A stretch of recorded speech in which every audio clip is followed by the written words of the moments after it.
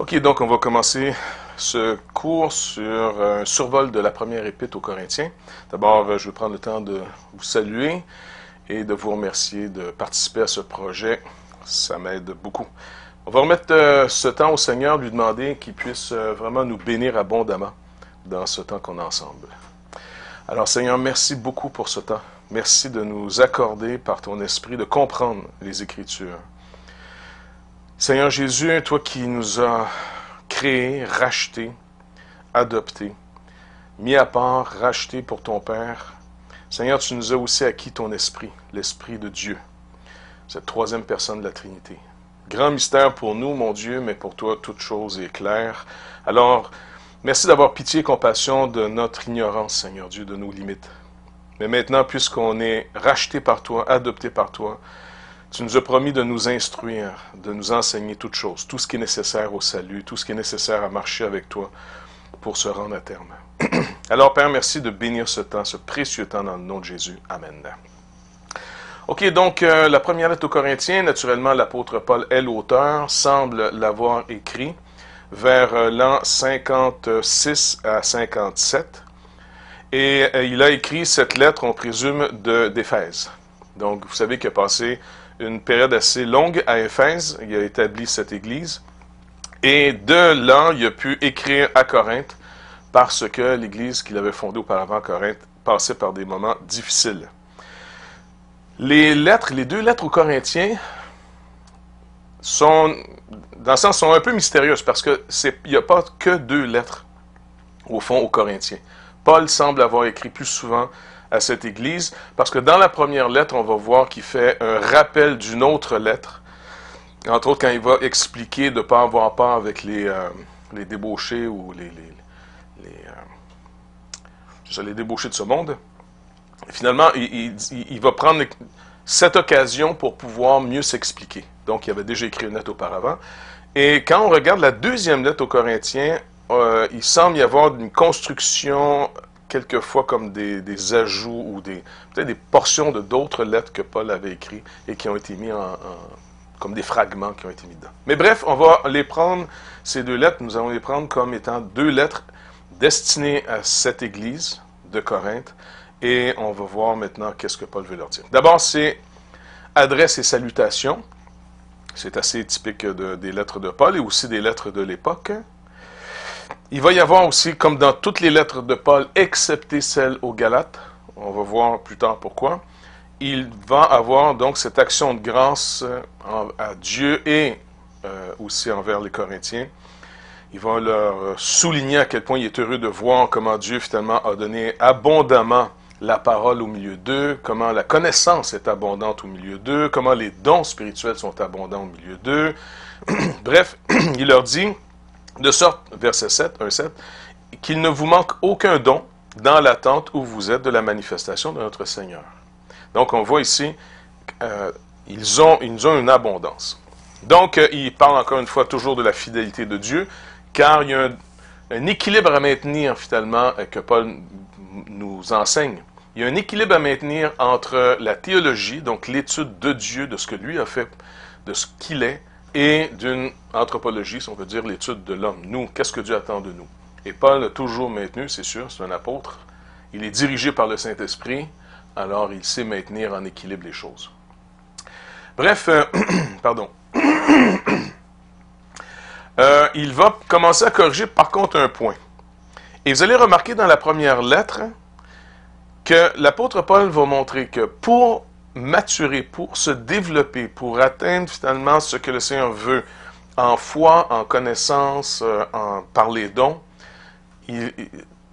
tout doit être bâti dans une attitude qui a comme deux facettes, inséparables au fond. L'humilité, on sait que l'humilité c'est vraiment le chemin de la gloire, c'est pas juste un chemin qui mène à la gloire, mais c'est vraiment le chemin de la gloire. Et deuxièmement, d'où la deuxième facette de cette humilité, c'est d'apprendre à aimer autre chose que nous. Parce que le péché, Paul va le souligner ici, peut handicaper la croissance d'un croyant. Et les Corinthiens semblent être handicapés dans leur croissance. Et la raison qu'il va souligner, c'est leur manque d'amour. Maintenant, pour Paul, l'amour, c'est pas Eros. C'est pas le besoin, le désir, la convoitise que peut produire l'autre. Vous savez, on peut être attiré par des gens parce qu'il y a une attraction qui se fait de la part de ces gens. Ça vient chercher un besoin, ça vient combler finalement, je sais pas moi, une illusion ou peu importe. C'est pas du sentimentalisme que Paul souligne lorsqu'il dit qu'on doit s'aimer, que les Corinthiens doivent apprendre l'amour. C'est plutôt finalement l'engagement volontaire de s'intéresser à l'autre, d'abord à Dieu et au prochain. Et de s'intéresser à l'autre va dynamiser notre foi, va rendre utile notre connaissance, va rendre utile le croyant les dons qu'il a, que le Saint-Esprit lui accorde. Bref, le croyant va grandir que dans ce chemin de l'humilité et de l'amour. Il n'y a pas d'autre moyen. Donc, on va voir ça ensemble. Et donc, il souligne encore une fois ici leur immaturité ou le problème qu'ils trouvent chez eux, donc qui sera manifeste entre autres par les divisions. Les divisions. Et tout ça est rapporté par les gens de Chloé. Chloé semble ici, c'est un nom féminin. Donc, est-ce que c'est une dame? Est-ce que... On ne sait pas trop, mais bref, si on prend l'idée que c'est d'une personne, une femme, qui serait peut-être assez prospère pour avoir donc des esclaves ou encore une fois des serviteurs, c'est les gens de cette famille, de ce clan de Chloé, qui ont rapporté à Paul qu'il y avait des disputes à Corinthe, dans l'Église. Et là, Paul va souligner un point assez intéressant ici. Il va rappeler que même pour lui, il ne veut même pas que les gens soient nécessairement attachés à lui au détriment des autres parties, comme s'il essayait de regagner à lui les gens, mais il est déçu de voir que ces gens n'ont pas compris son enseignement, et l'apôtre Paul, lorsqu'il enseigne, veut amener les gens à Christ. Parce que même ici, là, quand on va le voir un peu plus loin, que des gens se disent, moi je suis de la maison, moi je suis d'un tel, un tel, un tel. Donc il y a Pierre, il y a Céphas, il y a Apollos et il y a Christ. Même là, ici, nous on est de Christ, c'est souvent pour essayer de faire un jugement sur les autres. Donc, il est vraiment déçu de leur attitude et tout ça est à cause de leur immaturité. Et il rappelle que l'œuvre de Dieu est vraiment étrange. L'œuvre de Dieu n'a pas besoin de la richesse des hommes, n'a pas besoin des dons que les hommes possèdent. En d'autres mots, Dieu ne nous rachète pas parce qu'on en vaut la peine, un peu comme quelqu'un qui va au marché pour essayer de trouver finalement la personne ou la chose, parce qu'à l'époque on achetait des esclaves. Le Seigneur ne nous rachète pas parce qu'il semble voir en nous un potentiel qui peut lui être favorable. Il ne dépend pas de l'extérieur, il ne dépend de rien en dehors de lui, car tout ce qu'il a créé dépend entièrement de lui. Donc c'est lui qui rend capable. C'est ce que Paul va souligner surtout dans sa deuxième lettre. Donc, Paul veut rappeler aux Corinthiens Dieu n'a pas besoin d'eux. Dieu n'a pas besoin finalement de même ses serviteurs. Il nous fait une grâce de nous appeler. Et là, il va essayer de vraiment corriger le tir. Bref, tout ça pour dire que tout le long de cette première lettre, c'est l'amour qui doit être souligné. Vous allez voir, autant pour les dons spirituels que pour la connaissance, que pour la foi, toutes ces choses sont inutiles, n'atteindront pas leur but, même à la limite peut être une source de corruption, si ce n'est pas dynamisé par l'amour, si ce n'est pas motivé par l'amour. Et l'amour de Christ qui nous presse. L'amour, encore une fois, agapé, n'est pas un amour sentimental, c'est d'abord et avant tout voir au meilleur intérêt de l'autre.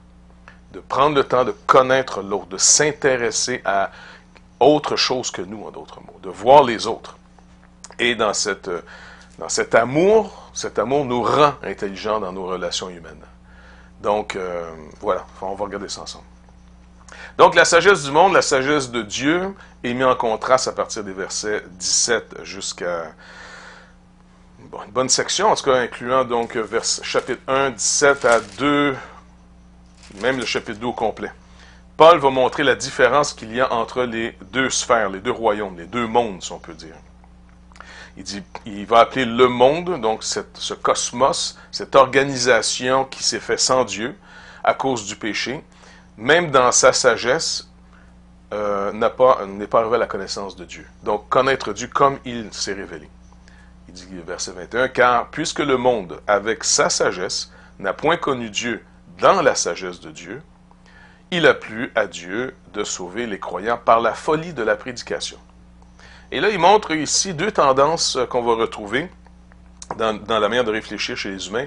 Vous avez finalement ceux qui cherchent des phénomènes, donc l'esprit religieux va chercher surtout des miracles, on cherche notre espérance dans ce qui est surnaturel, ce qui n'est pas nécessairement faux, mais on capitalise que là-dessus, donc on est typifié ici par les Juifs demandent des miracles, tandis qu'une autre sphère de l'humanité abandonne cette idée du monde, on pourrait dire de la vie après la vie, et deviennent extrêmement pragmatiques, très ici et maintenant.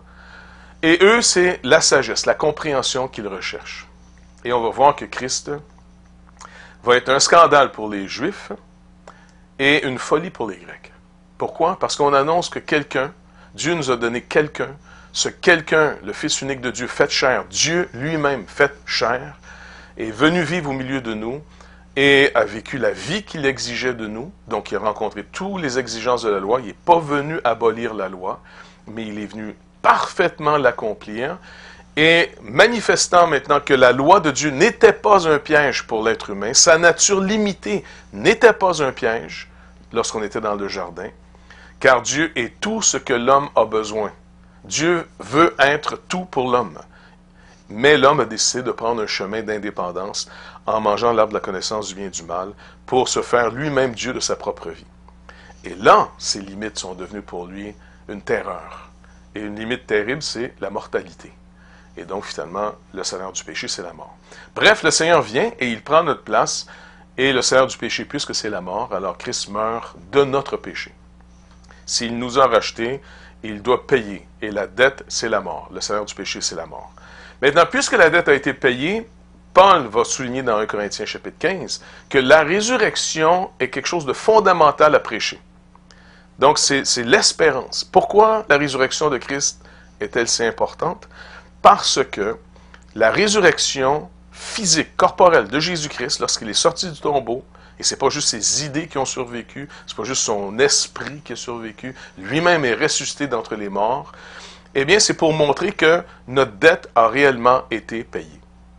Si Christ est mort à cause de mes péchés et qu'il a réellement payé pour mes péchés, il est toujours mon substitut. Rappelez-vous ce que Paul nous dit dans Romains chapitre 4. Étant mon substitut, mes péchés ont été mis à son compte. Il est donc mort de la mort que causent mes péchés. Mon péché et mes péchés. Puisqu'il a payé, demeurant toujours mon substitut, la mort ne peut plus le retenir, car la mort n'a plus de, on pourrait dire, de poids légal. La mort est comme quelque chose de légal. Puisque je n'ai plus à mon compte de péché, Christ ressuscite des morts, étant mon substitut. Il est mon représentant. Voilà. Maintenant, dans cet évangile, Paul rappelle ici aux Corinthiens que personne ne peut devenir orgueilleux de ce salut. C'est totalement impossible, puisque tout ce que j'ai reçu, je l'ai reçu par pure grâce. Toute justice qui me rend acceptable devant Dieu est une justice étrangère. Ce n'est pas la mienne, ce n'est pas moi rendu meilleur, même par l'Esprit de Dieu qui me rend justifiable devant Dieu. C'est Christ qui est devant le trône du Père comme mon représentant. Ma dette est entièrement payée. Ma justice, c'est une personne, c'est Jésus-Christ qui est finalement à l'origine de ma justification. Donc, il va en parler tout ça, il va développer ça.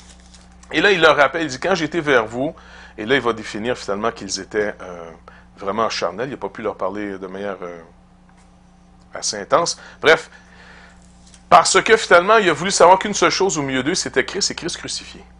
Il veut les délivrer d'une mentalité dans laquelle les Corinthiens étaient très vulnérables, ce qu'on appelle aujourd'hui la théologie de la gloire, ou encore l'évangile de la prospérité. Il va leur dire plus loin, vous régnez déjà, vous déjà là. C'est un peu le message, si tu as la foi, tu vas guérir de toute maladie. Si tu as la foi, tu vas prospérer. Si tu as la foi, tout est possible. C'est vraiment sortir de son contexte, tout ça. L'apôtre Paul le rappelle en disant, soyez mes imitateurs, moi et tous les autres apôtres, tous ceux qui marchent véritablement avec le Seigneur, avez-vous remarqué que nous sommes comme le rebut du monde? Nous sommes rejetés, persécutés, méprisés. Et vous, vous régnez déjà? Il y a quelque chose qui ne va pas. Donc, c'est dans ce sens qu'il va essayer de corriger le tien. Au chapitre 3, les divisions dans l'Église sont causées par leur attitude charnelle. Pourquoi charnelle?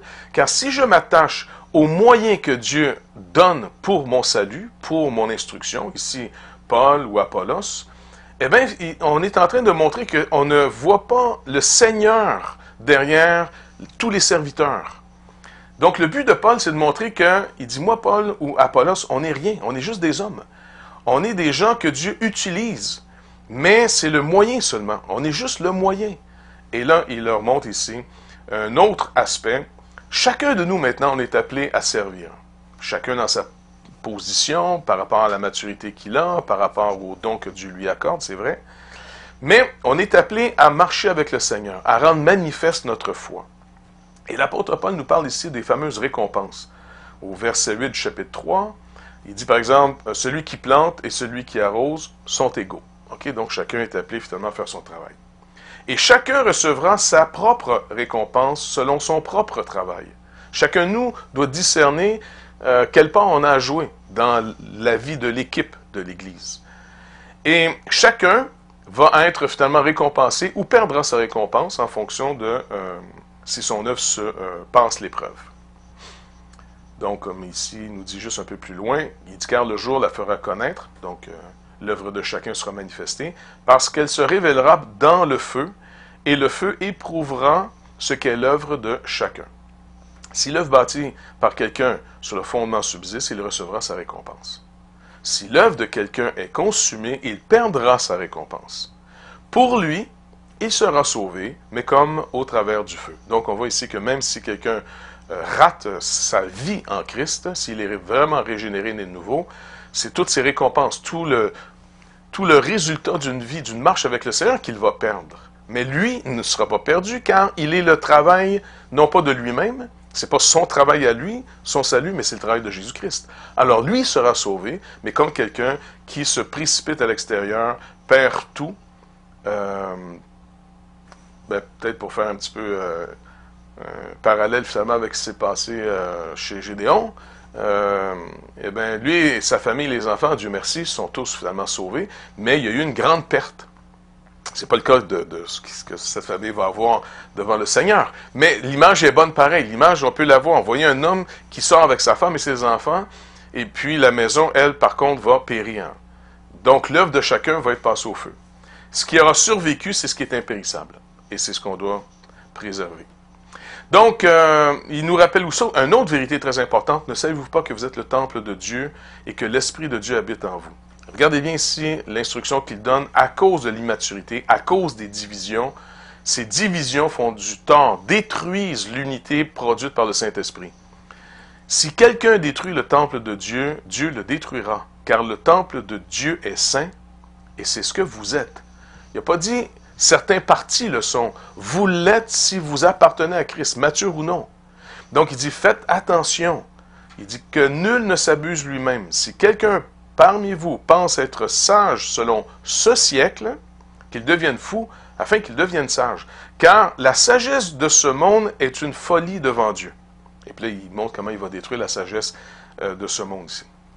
Pourquoi? Parce que dans ce monde, vous allez remarquer que les avoirs, les capacités, que ce soit n'importe quoi, de l'argent, votre vie, vos connaissances, votre statut social, votre âge, je ne sais pas, tout ce qui est quand même un gain dans cette vie, qui est très légitime, très bien. Avez-vous remarqué qu'on a une fâcheuse manie de nous distinguer par ce qui fait notre avantage? Plutôt que de rendre ces avantages au service des autres, souvent on les met pour se distinguer des autres, pour se diviser des autres. Et c'est ce que Paul ici souligne, puisqu'il est en train de leur parler de leur fameuse division.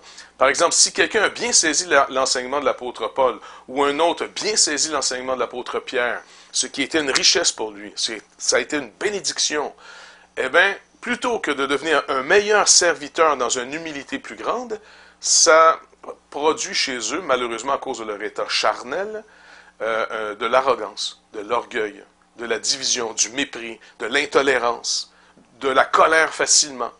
Et là, Paul va leur montrer qu'ils n'ont pas connu comme ils devraient comprendre. Bref, tout ça que ça nous amène à développer ici son thème des serviteurs. Paul lui-même dit, regardez, nous on est des serviteurs. Chapitre 4, ainsi qu'on nous regarde comme des serviteurs de Christ et des dispensateurs des mystères de Dieu. Du reste, ce qu'on demande des dispensateurs, c'est que chacun soit trouvé fidèle. Et puis là, Paul va parler finalement en disant qu'il ne craint pas d'abord leur jugement sur lui. Il sait qu'il marche devant Dieu. Par contre, il sait que s'ils se mettent à le mépriser, ce n'est pas le résultat de la vérité, mais plutôt des gens qui sont venus polluer l'enseignement que Paul a donné, sont venus des gens, comme il le rappelle aussi dans d'autres lettres, entre autres, si je ne me trompe pas, je pense soit dans Philippiens ou dans Galates, je ne me rappelle plus, mais des gens qui prêchent Christ par motif de division, dans le sens pour pas essayer de prendre les gens. Et il y a un danger à ça. Bref, il leur demande d'être ses imitateurs, et là, il va envoyer donc Timothée, qui est vraiment un modèle, un enfant dans la foi pour Paul, et il va essayer finalement de ramener cette Église. Le chapitre 5, on entre ici dans l'aspect plus spécifique des fautes à corriger. Après avoir parlé de cette attitude d'immaturité chez les Corinthiens, qui fait que ça sera manifeste par les divisions qu'ils ont au milieu d'eux, il va travailler maintenant sur un point en disant, vous étiez tellement préoccupés à vos personnes, vous étiez tellement préoccupés par votre image, par vos clans, que vous n'avez pas pris le temps de gérer des fautes graves qui sont même devenues un scandale à Corinthe. Il dit, on entend dire généralement qu'il y a parmi vous de l'impudicité, et qu'une impudicité telle qu'elle ne se rencontre même pas chez les païens. C'est au point que l'un de vous a la femme de son père, et vous êtes enflé d'orgueil. En plus, vous êtes enflé d'orgueil, vous êtes fiers de vous, vous vous admirez, et que vous tolérez ces choses. C'est comme Paul dit, écoute, vous êtes vraiment aveugle. Regardez, dans le contexte ici, d'abord, il faut corriger une chose. Des études montrent que, oui, Corinthe a été à une certaine époque une ville extrêmement débauchée. Mais des hommes comme Carson ou d'autres qui font d'autres recherches, en passant vraiment, je vous conseille l'introduction du Nouveau Testament, là, justement par Carson et Moe, montrent finalement que la ville de Corinthe avait été détruite. Et par après, elle avait été reconstruite. Donc Paul, ici, dans la nouvelle ville de Corinthe, si on peut dire. Et dans cette nouvelle ville, quoiqu'elle avait encore la réputation de l'ancienne, et puisque c'est une ville où il y a un port, où il y a beaucoup de commerce, il y a beaucoup de va-et-vient, il y a de l'incognito, c'est sûr que c'est plus favorable pour développer finalement un comportement immoral. Par contre, la nouvelle ville de Corinthe était un peu moins immorale que l'ancienne. Mais malgré tout, les païens avaient une moralité qui était capable de condamner celle de l'Église. C'est quand même assez pathétique. Il dit, il n'y a même pas chez les païens un tel comportement, que vous tolérez même au mieux. Vous n'avez pas corrigé la situation. Et là, Paul dit, moi, j'ai déjà jugé finalement cet homme. Et il dit, au nom du Seigneur Jésus, vous et mon esprit étant assemblés avec la puissance de notre Seigneur Jésus-Christ, qu'un tel homme soit livré à Satan pour la destruction de la chair, afin que l'esprit soit sauvé au jour du Seigneur Jésus. Donc, vaut mieux ici qu'il périsse, qu'il finisse sa course, parce qu'il est en train de se disqualifier devant tous, et il le livre littéralement à Satan pour la destruction de la chair. Cet homme risque de mourir maintenant. Moins qu'il y ait repentance, et puis qu'il soit réintégré, cet homme, s'il persiste dans sa rébellion, va mourir. Il est livré à Satan. Bref, sans aller trop loin dans tout le développement, quoiqu'il y a beaucoup de choses à voir là-dessus, mais bref, vous avez remarqué que Paul est en train ici d'appliquer ce que Jésus nous enseigne dans Matthieu 18, où 2 ou 3 assemblés en son nom, c'est pour juger les affaires de l'Église. Et là, il fait ici une démonstration. C'est là qu'il va prendre le temps d'essayer de corriger une instruction qu'il avait donnée dans une autre lettre, que nous n'avons pas, et qui semble avoir été mal compris par les Corinthiens. C'est pour ça qu'il dit, maintenant, ce que je vous ai écrit, donc au passé, c'est de ne pas avoir de relation avec quelqu'un qui, se nommant frère, est impudique, ou cupide, ou idolâtre, ou outrageux, ou ivrogne, ou ravisseur. De ne pas même manger avec un tel homme. Donc, ce n'est pas les gens du dehors qui disent qu'il faut juger. C'est les gens de la maison qu'il faut juger. Si quelqu'un se nommant frère, donc il ne nous demande même pas de vérifier s'il est né de nouveau ou non. Si quelqu'un se déclare un croyant en Jésus-Christ, parfait, nous l'acceptons sur la déclaration de sa parole. Maintenant, si quelqu'un se déclare un frère, il doit avoir le comportement de la maison.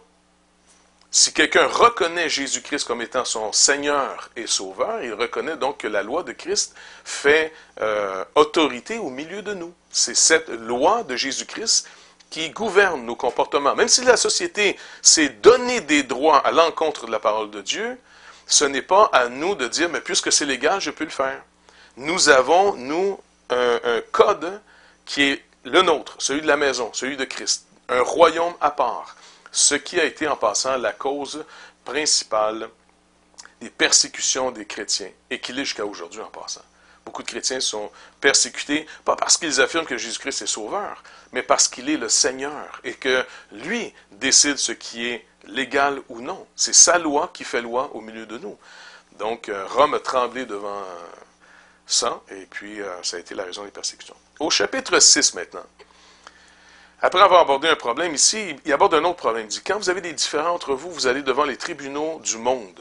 Les tribunaux, comme il les appelle lui-même, quelqu'un de vous, lorsqu'il a un différend avec un autre, ose-t-il plaider devant les injustes et non devant les saints?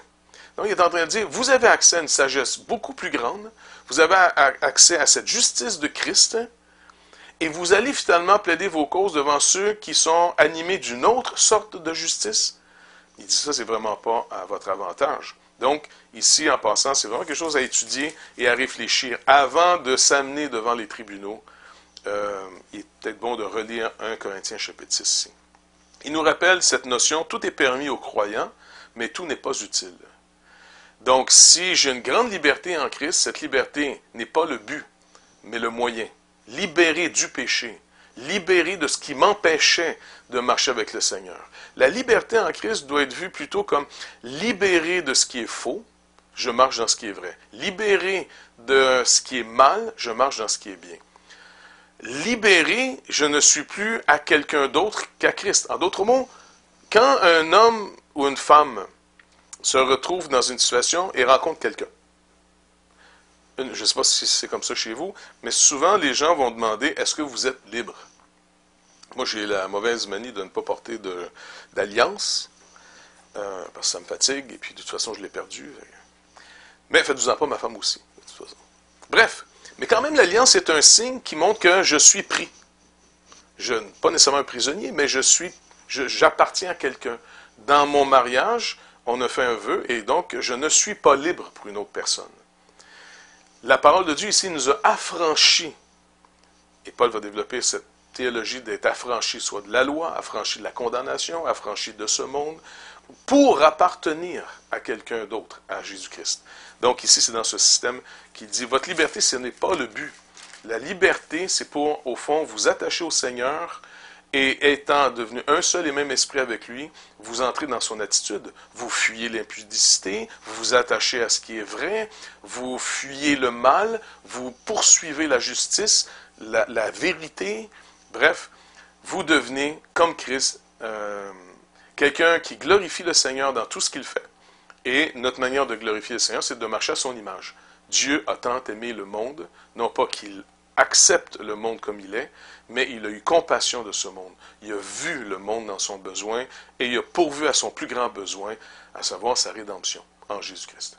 Nous, c'est un peu la même chose. Après, il va aborder au chapitre 7, les relations du mariage et célibat.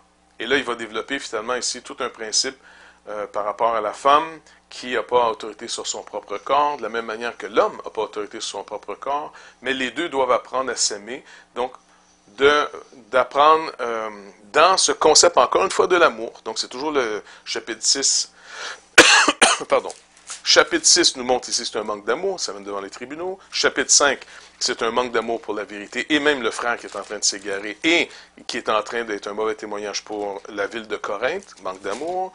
Chapitre 4, c'est un manque d'amour parce que finalement, on ne voit pas comment Dieu nous aime en dedans ses serviteurs, et l'amour sert, l'amour donne, ainsi de suite. Donc, au chapitre 7, il est en train de montrer ici la règle pour, encore une fois, réussir dans les relations matrimoniales, c'est l'amour. Pas, encore une fois, Eros.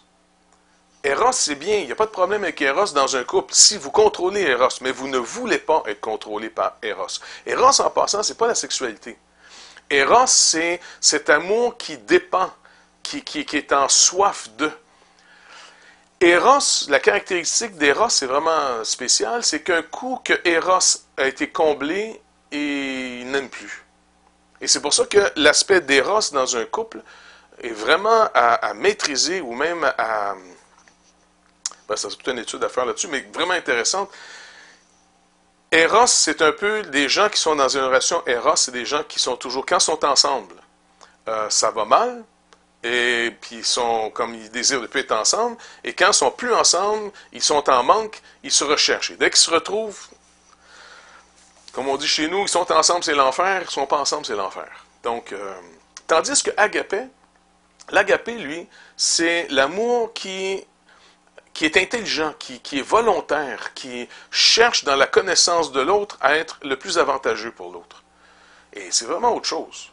Mais en tout cas, donc, ça sera toute une étude à faire. C'est quand même le chapitre 7 sur les relations. Qu'est-ce qu'on fait lorsqu'il y a séparation? Comment finalement on gère les crises, ainsi de suite. Donc, est-ce qu'il est avantageux de rester célibataire, marié? Donc, Paul traite toutes ces questions dans le chapitre 7 aux Corinthiens. Arrivé au chapitre 8, et vous allez remarquer, c'est encore une notion d'amour. Est-ce que nous pouvons manger des viandes sacrifiées aux idoles? Pour ce qui concerne les viandes sacrifiées aux idoles, nous savons que nous avons tous la connaissance. Là, ici, il va travailler un point vraiment de manière géniale. Non seulement il va traiter le problème des viandes, mais en même temps, il va rappeler à tout le monde que, encore, même la connaissance, et même la connaissance biblique, la connaissance qui m'affranchit, ce n'est pas dynamisée, soutenue par agapé, par l'amour, elle enfle. Elle ne fait pas atteindre le but. À la limite, elle cause le péché. Et là, on parle d'une connaissance, ici, biblique, là, une connaissance qui affranchit. Mais elle doit être attachée à l'amour, comme pour la foi. Il dit, si la connaissance enfle, mais la charité, agapé, mais la charité édifie. Si quelqu'un croit savoir quelque chose, il n'a pas connu comme il faut connaître. Alors, finalement, comment il faut connaître? Si quelqu'un aime Dieu, celui-là est connu de lui. Donc, quand on lit d'abord ce texte, ça semble un petit peu étrange, mais tout est là encore, la clé est là. La véritable connaissance, comment on sait qu'on sait comme il faut savoir?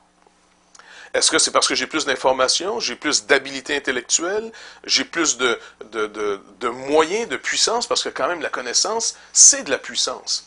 L'ignorant est dépourvu, tandis que celui qui possède la connaissance possède des trésors énormes.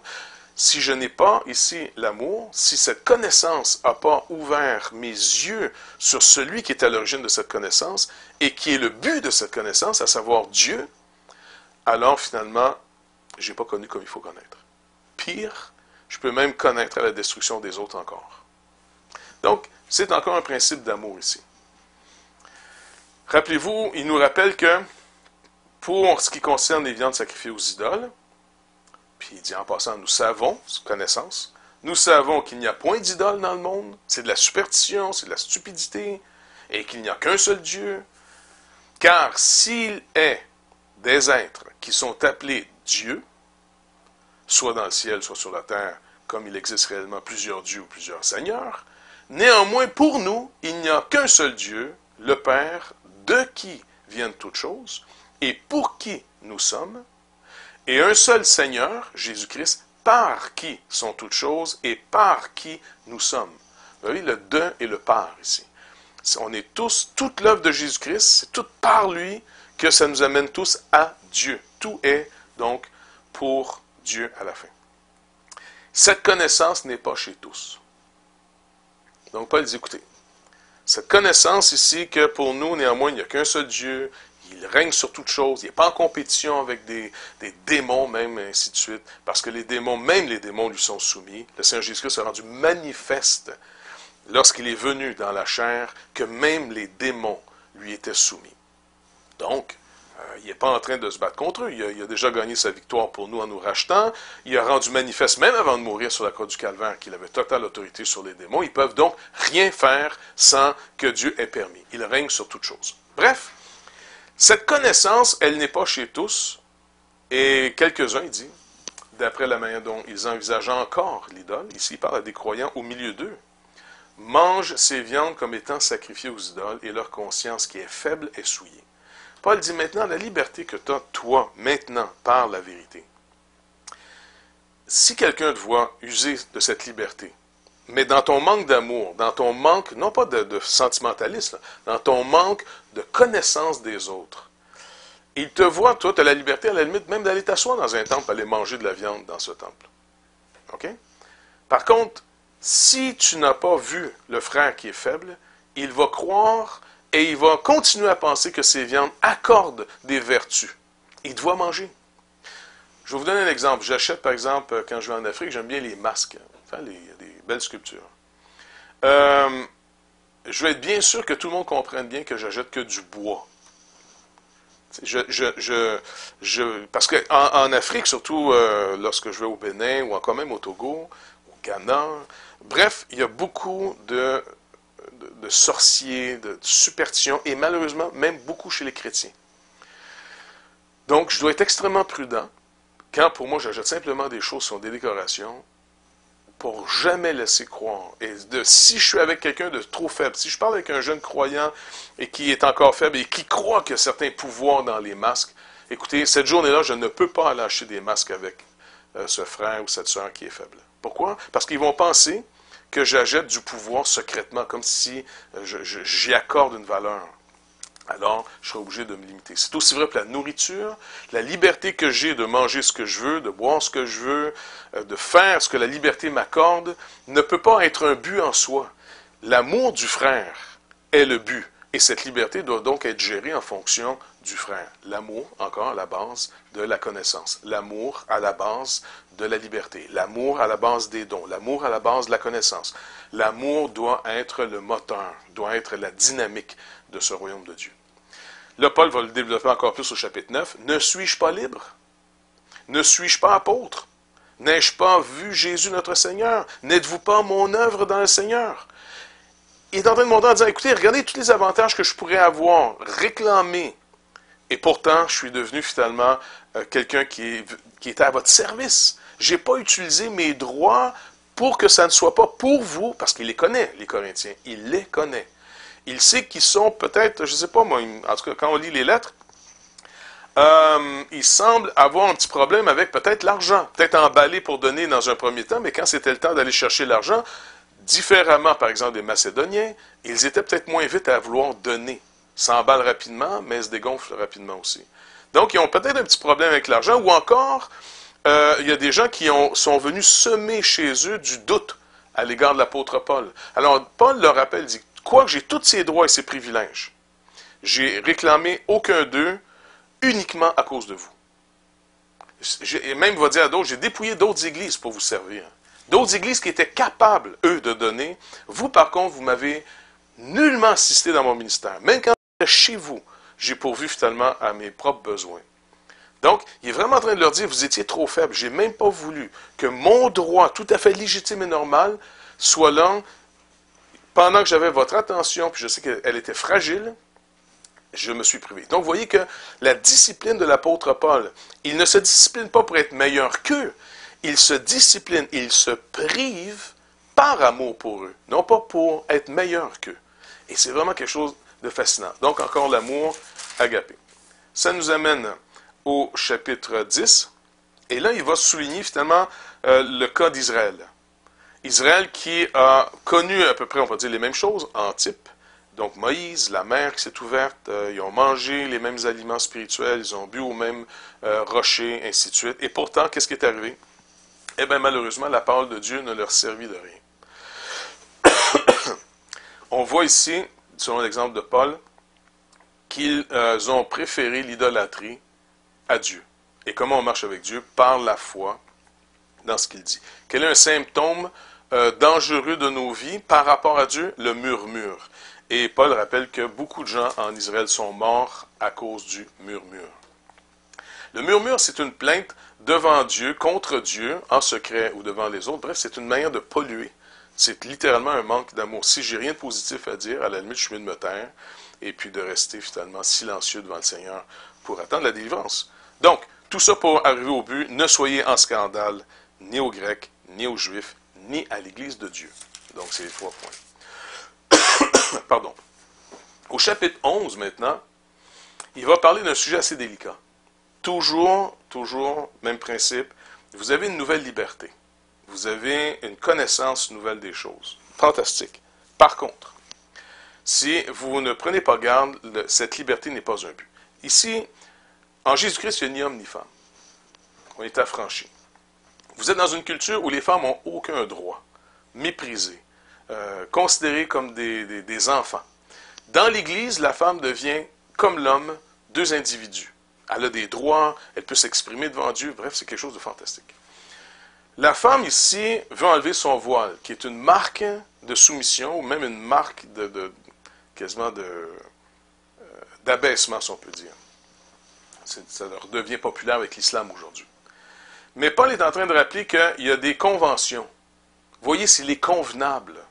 Et ce n'est pas nécessairement une règle, sinon qu'une convenance. Rapidement, un exemple qu'on comprenne.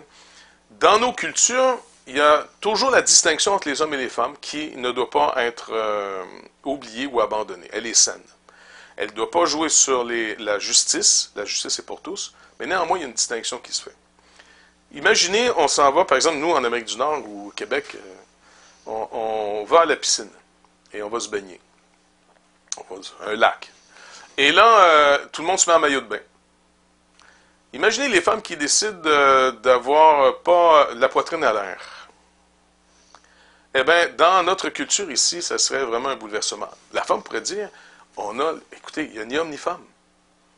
Mais dans la décence, et pourtant dans d'autres cultures, il y a d'autres cultures, quand on va travailler par exemple en Haïti ou même en Afrique, en Asie, je pense que c'est un peu la même chose, dans certaines cultures, la poitrine de la femme n'est pas si convoitée que ça, c'est pas une grosse affaire. À la limite, même chez certains peuples, c'est pas du tout considéré finalement comme sexuel, tu sais. Mais pour nous, dans notre culture, ça l'est.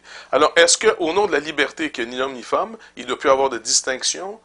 Là, ici, l'apôtre Paul dit non. Et encore, ça se règle sur le principe de connaître l'autre, de connaître l'autre. Donc, c'est pour ça que dans certains textes, il va dire, par exemple, à la femme de rester décente.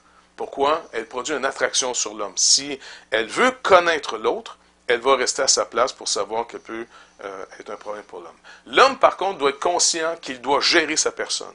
Il ne peut pas demander qu'à la femme de ne plus être une pierre d'achoppement pour lui. Il doit prendre finalement le défi devant Dieu de se posséder. Donc, après, ça l'amène aussi au repas du Seigneur. Là encore, manque d'amour, manque de considérer les autres. Il y a des gens qui arrivent rapidement, qui sont prospères, qui mangent, sont même devenus ivres, tandis que d'autres sont pauvres, qui arrivent à l'Église, ils n'ont rien. Il y a un mépris du corps. Encore une fois, l'amour nous empêche de devenir aveugles de l'autre. Le problème, c'est que souvent, l'arrogance fait aucun cas de l'autre. Donc, Paul, il dit ici, vous êtes châtiés à cause de ça. Donc, je passe rapidement parce que c'est qu'un survol. Et s'il y a des questions, on pourra prendre le temps d'y répondre après. Chapitre 12, les dons spirituels. Il nous rappelle ici une vérité fondamentale qui est vraiment à souligner.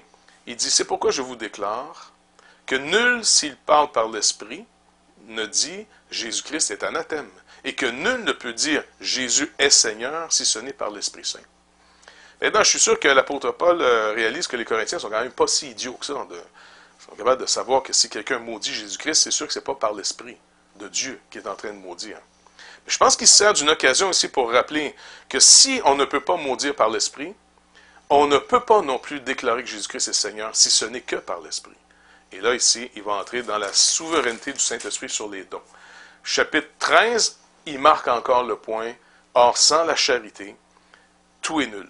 La connaissance, la foi, bref, n'importe quoi, tout est nul devant Dieu si ce n'est pas dynamisé, stimulé par l'amour.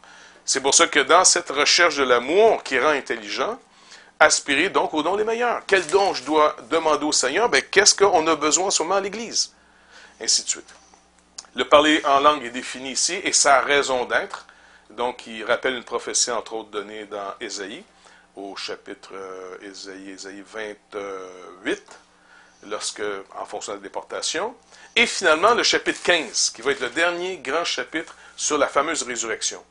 Très, très important. Là, il définit l'Évangile très simplement. N'oubliez pas, cette lettre est écrite avant les Évangiles. Il n'y a pas d'Évangile encore. Donc, c'est l'évangile de Paul, l'évangile qui est communiqué oralement, partout. Voici ce que nous prêchons.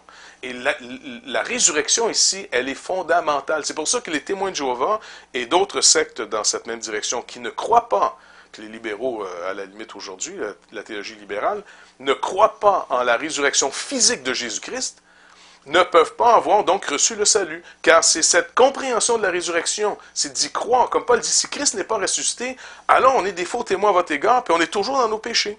Résurrection est fondamentale dans la théologie. Et ça nous amène au chapitre 16, où là, il va donc parler de la fameuse collecte. Et cette collecte, finalement, est pour ceux qui sont persécutés en Judée. Il va l'amener, donc l'abondance des uns va pourvoir finalement au manque des autres. Et il finit avec une bénédiction. Donc, parce que donc il leur écrit, il les salue au nom des églises d'Asie. Vous vous rappelez, il écrit à partir d'Éphèse, qui était à l'époque en Asie mineure. Il leur parle d'Aquilance et Priscille, et ainsi de suite. Bref, il les salue et il a hâte de les revoir. Donc, on va aller vers une pause, et au retour de cette pause, je vous rencontre par Skype.